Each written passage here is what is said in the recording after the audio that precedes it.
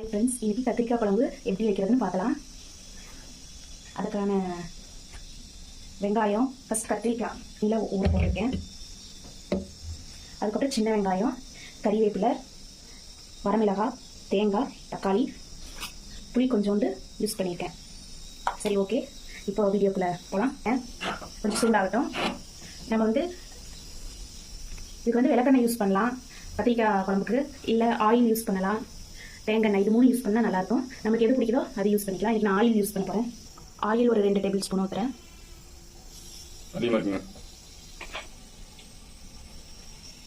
தாளிப்புக்கு ஏற்ற அளவுக்கு கடுகு, சின்ன வெங்காயம், கறிவேப்பிலை, அப்புறம் வரமிளகாய் 3 போட்டாச்சு. அப்படியே கரண்டி வச்சு வதக்கி விடுங்க. அப்படியே கொஞ்சம் தக்காளி பழம் போடலாம். ஒரே ஒரு தக்காளி, லெமன் ஸ்வீட் தக்காளி தான். ஏன்னா நம்ம புளி போடுறதுனால தக்காளி அளவாக எடுத்துக்கணும். இல்லை தக்காளி வேண்டாம் அப்படிங்கிறவங்க ஸ்கிப் பண்ணிக்கலாம். இல்லை எனக்கு புளி வேண்டாம் அப்படின்னாலும் புளியை ஸ்கிப் பண்ணிட்டு தக்காளி போட்டுக்கலாம்.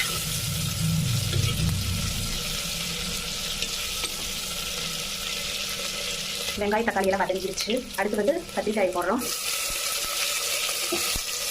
அடுப்பை சிம் பண்ணிக்கலாம்.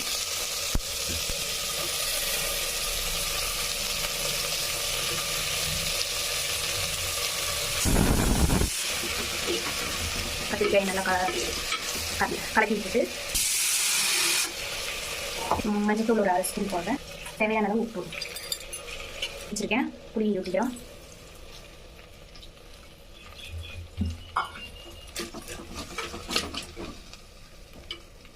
அடுத்து குழம்பு மிளகாய் தூள் ஒரு ஸ்பூன் போடுறேன். 1 டேபிள் ஸ்பூன்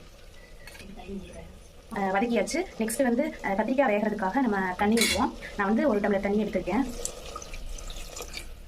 கத்திரிக்காய் நல்லா வெந்ததுக்கப்புறம் தேங்காய் பூ போட்டு ஒரு 2 மினிட்ஸ் அப்படியே கொஞ்சம் வேக விட்டு அடுப்பு ஆஃப் பண்ணி இப்படி வாங்கிக்கலாம். கத்திரிக்காய் தயாராகிடும். சரி, ஓகே, கத்திரிக்காய் வேகணும்.